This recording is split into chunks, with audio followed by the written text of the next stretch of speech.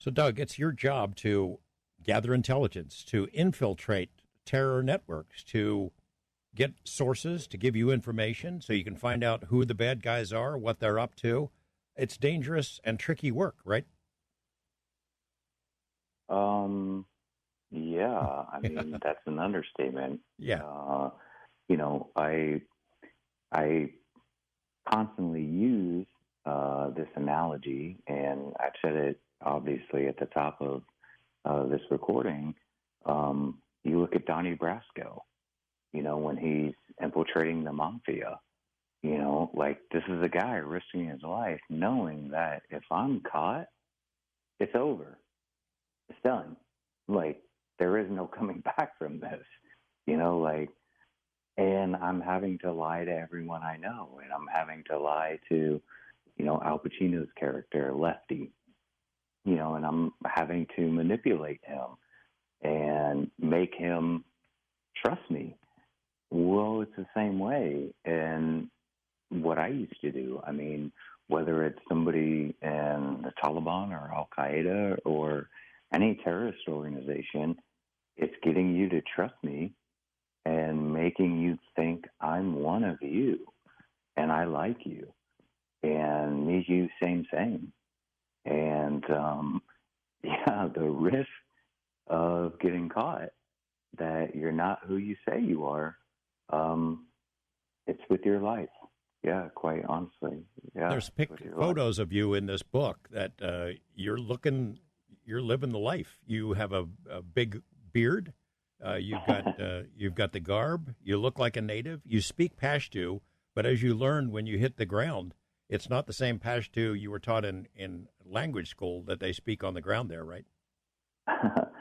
Yeah, I think that's like anything too. I mean, even when I spent some time in Colombia, I realized that even the Spanish that they speak in Colombia is a lot different than what you might hear in Mexico.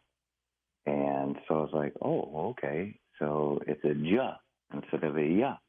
It's a jave, not a yave. Oh, okay. All right. That's unique. But especially when it came to Afghanistan, I mean, the South, woof, so much different than the North. And, what everybody's doing in Kabul is one way, but you want to go down to Kandahar, you want to go even deeper south than that, you want to go to Helmand, and I'm certain any Marine who was in Helmand province can back me up on this. Like, you want to go down there, it is not the same as what it's like in the North.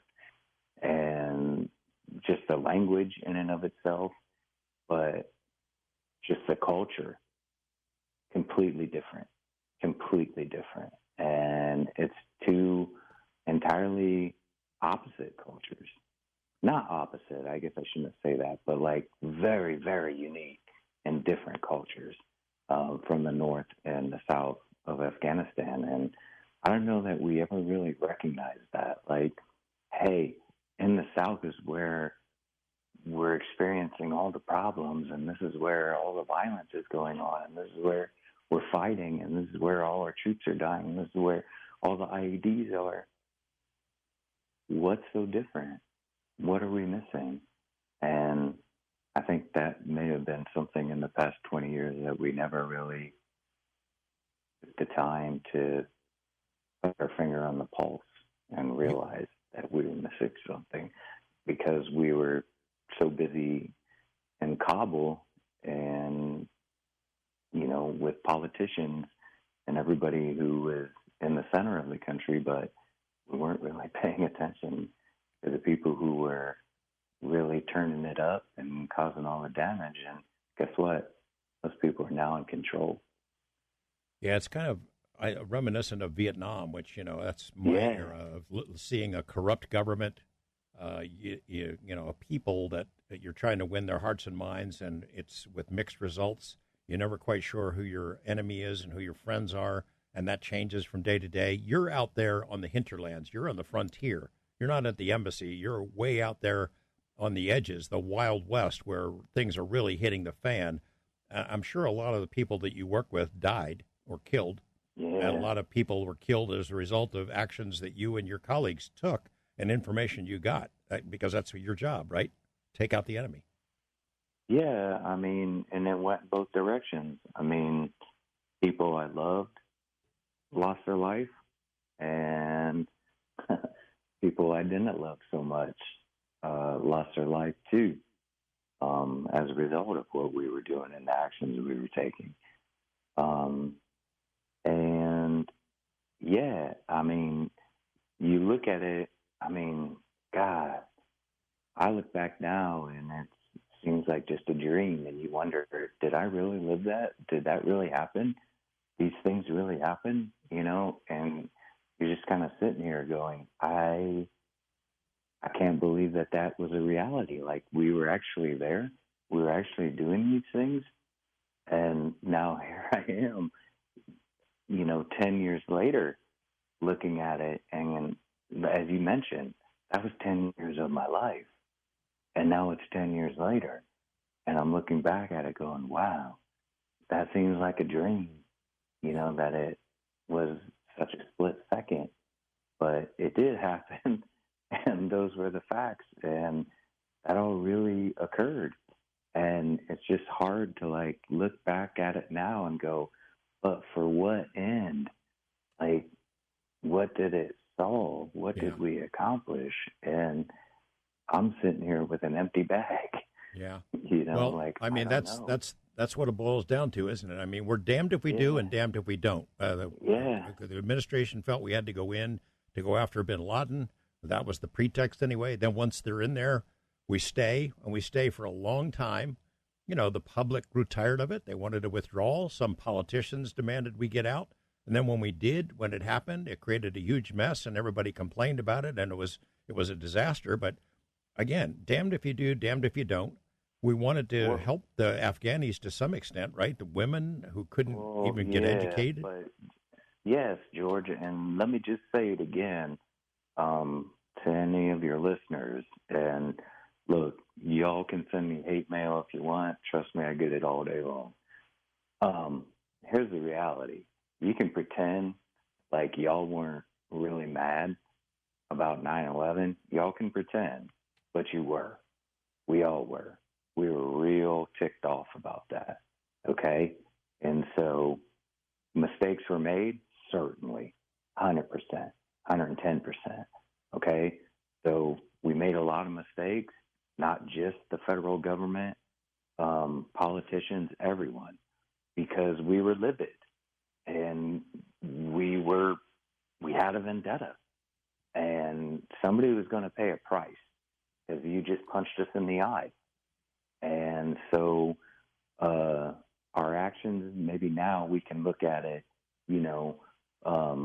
hindsight's 20/20, of course, right? And now we can look at it and go, well, we should have did it this way. We could have done it that way. Oh, it would have been better this way. Yeah, but at the time, that's not how we looked at it. It was, we're going to exact some vengeance on you. You just punched us in the eye and gave us a black eye. So now here it comes. And, you look back and probably a lot of the things that we did were hasty, of course, would be a word for it, and ill-timed. And, people can jump on what I just said there and go, oh, listen to the CIA guy say these things. No, I'm just being honest with you. I'm just an honest guy. We made mistakes, and, I regret a lot of the things that we did wrong, but I'm also proud of the things that we did do and that we did accomplish. And hey, look, everybody can point a finger now and maybe say that Osama bin Laden was a waste of time or was a waste of money, but I still remember watching on TV when people stormed the White House and were jumping up and down celebrating on the evening that we took care of Osama bin Laden. Right. So be it as it may,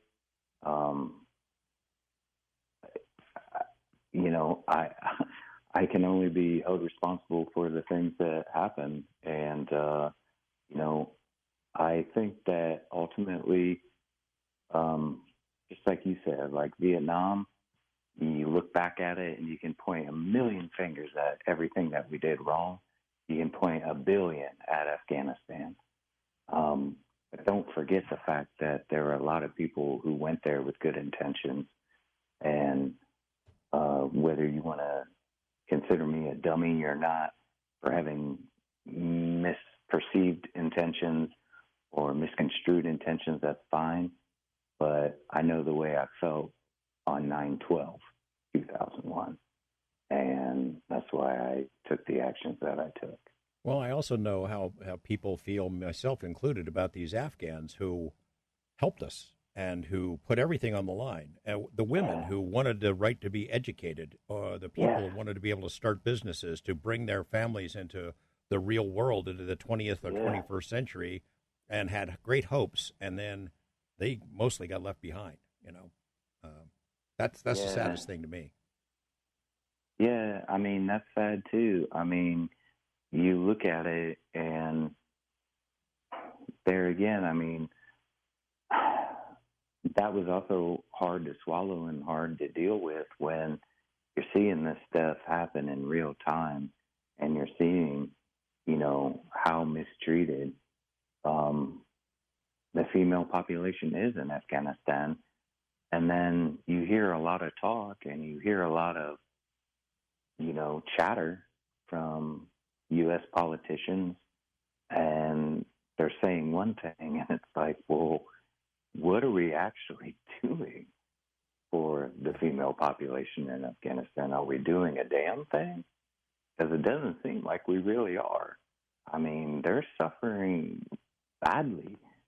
So, you can talk a talk, but you got to walk a walk. So it's the same in Somalia or Ethiopia or Pakistan. I mean, if you're going to talk a big game about women's rights, then I need to see you doing something about it too. And I think we kind of dropped the ball on that one as well. Let me get your take on current events here. This Hamas thing in Israel, this attack that comes out of nowhere. Somehow Israel doesn't see it happening. I don't understand how that's possible, right under their noses. But, it seems like Hamas, the only thing they want, I saw a cliche about it, the only thing they want more than dead Israelis is dead Palestinians, because, incite an attack where Palestinians, civilians get killed in what is about to unfold, and that's just as good as dead Israelis, because it incites a new generation, and the war goes on and on. What's your take on how we missed the signs of what was happening and what's likely to happen now? Yeah, that's a rough one, and I have to be really delicate there because that's an area that I work personally, so I don't want to say anything that tips a hand here.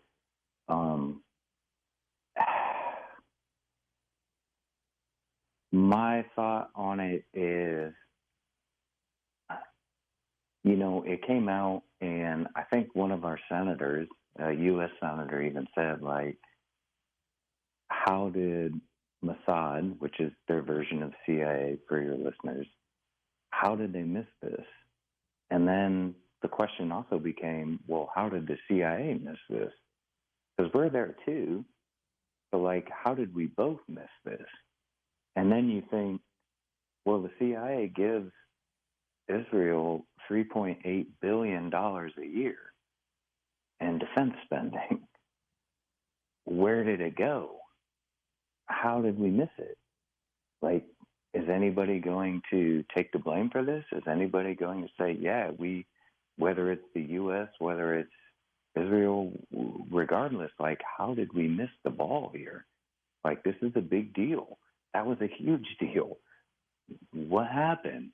Like, I haven't really seen anyone come out yet and explain, like, what the heck happened and, like, how it was whiffed so bad, that this was a surprise because, I mean, Egypt's prime minister came out and said, like, I gave you guys a warning like 3 days ago in advance, and nobody listened to me. And so you hear that and you go, wow, like, what are we doing? You know, like, what the heck happened here? So, it's a huge gaffe, and I obviously don't ever want to point fingers at anybody, considering that's a really hard job and it's what I used to do. But you have to question, like, hey, if you guys were given the intelligence kind of similar to how we were given intelligence on 9/11, a lot of people gave us the warning and we didn't do so much with it. So what's up? You know, like, anybody want to call a spade here or not? So well, it just seems like there's a lot of tough to interests. hear that. There are some interests in the Middle East for whom a continuation of violence and death and terror and turmoil is a part of the plan. That it is a goal to achieve. You know, that there are interests that want that to continue, and that they seem to be succeeding. I'm going to guess, without you saying it, if the Egyptians told the Israelis and warned them, then CIA had to know and had to warn them as well. That somehow that information wasn't acted upon. You don't have to say it. I'll say it. I don't. I don't work for CIA, so I don't have to worry about it. But I mean, it's just a mess, and it goes on and on and on and on. And you know, there's always the risk that it grows into a bigger conflict. Do you worry about that? Do I worry about it growing into a bigger conflict? Yeah, escalating with other parties becoming involved. Us, for example. That's also a tough area to really speculate on. Sure. For me, because people will take my word and use it and say, well, former CIA guy said this, said that, and sure, he was there, so this is what the what is. Look, I think anytime something's going to pop off and happen in that region, both sides, all sides are always looking for someone to point a finger at. Sure. And someone to say they're responsible. Well, it was their fault. It was this or it was that. I'll tell you what, Doug Laux, we're going to take another break. We'll pick up that thought and then open up the phone lines with some questions from our listeners. Doug will take a couple of calls, see what's on people's minds. East of the Rockies, Brian in Indianapolis. Hi, Brian. Welcome to Coast to Coast. Hey, George. Good morning. How are you? All right. What's on your mind? Awesome topic. Hey, Douglas, thank you for your service. Our nation owes you a debt of gratitude for what you've done. What I want to talk Brian, about, Brian, thanks for saying that. I appreciate you saying that. Thank you. Hey, what I want to talk about, I'm not here to second guess or Monday morning quarterback, because your job is so dangerous and so intense that it's just unbelievable. But I want to talk about the terrorist attack on Forward Operating Base Chapman, and I want to ask about what do you think? You know more about this than we all do. How you do your job, how you gather your intelligence, how you assess the intelligence that you've gathered. You have to put trust. You have to have a lot of trust. And they thought they were working with this Jordanian doctor who they thought was a double agent, but wasn't. So my question is, what did they miss? And how did they miss it? And what changes have been made that you can talk about? And I read an article also about a doctor who was at another forward operating base who worked on the casualties as they came in. And it was in the Washington Post, and it was a 10-year anniversary article. But, man, it was graphic and it was just real bad. And it was just a real sad time in American history at that particular time. But I just was curious about what your assessment is of what happened, what went wrong, what they missed or anything like that, and what kind of changes have been made. Now, I'll listen off the air. Thanks, George. Thanks, Brian. And actually, Doug addresses that in his book. Doug? Yeah, thank you, Brian, and hello to Indianapolis. Um, I spent a lot of time there. I went to Indiana University in Bloomington. Um, yeah, I mean, that's page one. Page one is the Chapman attack, and I talk about it. And yeah, I do address it in chapter one because I thought it was a massive flaw. And, you know, everyone can, again, as I mentioned, point a finger and say, oh, wow, we really dropped the ball on that. We should have did better on this. We should have did better on that. Oh, how did we miss it? How did we not guess that it was this? How did we not know he was really Al Qaeda and so on? Um, you got to just keep in mind that it's human intelligence. That's what the CIA does. Human intelligence. SIGINT is signals intelligence. Human is what we do. We collect human intelligence. And as humans, we get it wrong. We make mistakes. And sometimes they can be catastrophic, as it was on December 30th. And again, that's page one of my book, is me talking about sitting with my girlfriend and learning that it happened and that several of my friends were now dead. You know, that's the price. You know, that's what we do. We take great risks, and sometimes there's great reward. And I'm not trying to, by the way, talk around you, Brian. I'm just saying that it's really tough, and it's really tough to get it right 100% of the time. And the CIA will tell you that our greatest successes are never known, but our greatest flaps and our greatest mistakes are always front page news. Yeah. And I guess that so boils down to nobody frisked that guy, right? yeah, well, yeah, and I don't really. You are right, George, and I think you see that. Shoot, what was the movie called?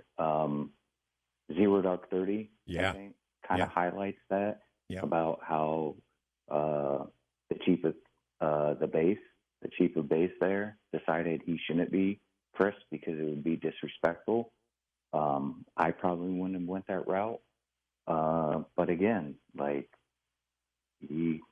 I'm not here to second guess because that officer lost her life that day.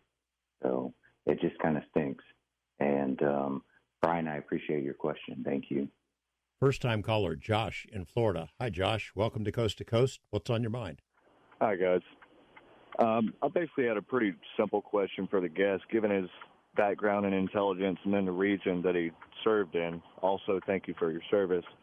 But it seems to me like this is basically the axis of evil trying to instigate between Russia, China, North Korea, Iran, all basically poking the bear into joining this fight. I wanted to see what your take on that was. Are you asking me, do I think the bear, which I presume you mean is the United States, is being poked right now? Is that what you're asking? Exactly. Yeah, but I don't think it's anything that hasn't been happening for my entire lifetime. I'm 40 years old, and I think that we've been poked and people poke us constantly and consistently. And I mean, whether you want to talk about the Cold War or any other war, I think we've been poked pretty constantly and consistently because we are the superpower and everybody wants to take a free jab. What does that mean and what should we do? Well, that's up for debate, but I don't think this is anything new. I mean, whether it's Iran, I mean, you look at the 70s, the Middle East, like it's kind of been pretty consistent, again, at least in my lifetime. So ultimately, do we want to make a change in foreign policy? Do we want to make a change in how we approach these issues or not? Because, again, at least in my time, it's kind of seem like we've been doing the same thing with the same results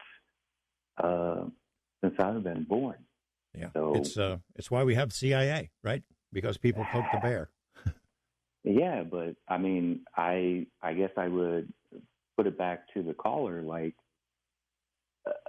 what would you want to do? Because I think a lot of people have a lot of opinions on what should be done, but we're not doing them. So, what is the solution? You know, like a lot of people say what we want to do, and a lot of politicians say what needs to be done. But do we actually carry it out, and do we actually do those things? I'm not so sure. Thanks for the call, Josh. We're going west of the Rockies. Charles in Sacramento. Hi, Charles. Welcome back to Coast to Coast. You're on with Doug. Thank you, George. Appreciate that. So, boy, I'm really upset right now. There's so many questions I have, but I'm just going to ask it like this because you're the guy who wrote the book. You're the guy who's doing the show. Is there a question that you just wish somebody would ask? And if they did, how would you answer it? And my comment would be that there's no way I'll ever believe that those planes took down those buildings in 911. So thank you. Otherwise, I'd go on a big rant. You have a good evening, George. Bye-bye. Is there a question that I wish somebody would ask me? Not really. I mean, I've been asked pretty much everything. I've done a lot of speeches, and people have asked me directly questions that are pretty provocative. And obviously, there's a lot of people who, when you put those three initials in front of your name, there's a lot of people who have a lot of very strong opinions. Not sour opinions, but like they definitely like it holds a resonance with them. And so even from what you said, sir, who's calling, I can tell that you have an opinion as well. I respect that you're calling, and the reason I do these shows and, go on the air with George is to answer questions. And I'm not trying to evade you or like talk around anything. When you have a direct question, ask me a direct question. You ask me what the most difficult question I've been asked is. I don't know. People will often ask like, oh, have you ever killed anybody or something like that, which, by the way, is an entirely inappropriate question to ask somebody. But, yeah, just silly things like that.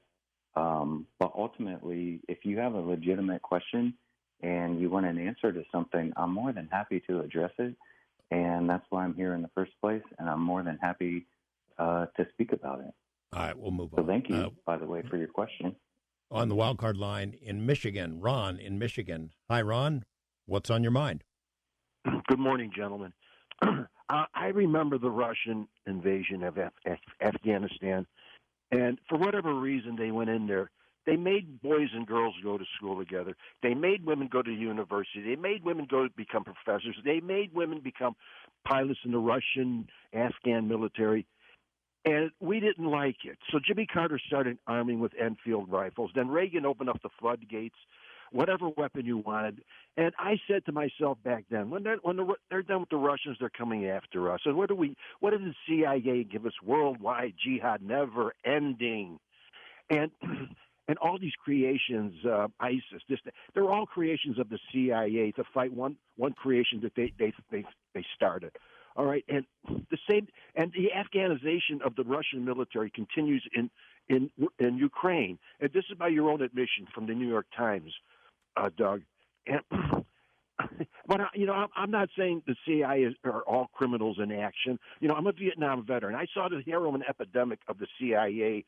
Professor Alfred McCoy, University of Wisconsin. Okay, so I'm not saying the CIA is all bad, but boy, and I'm reading Legacy of Ashes.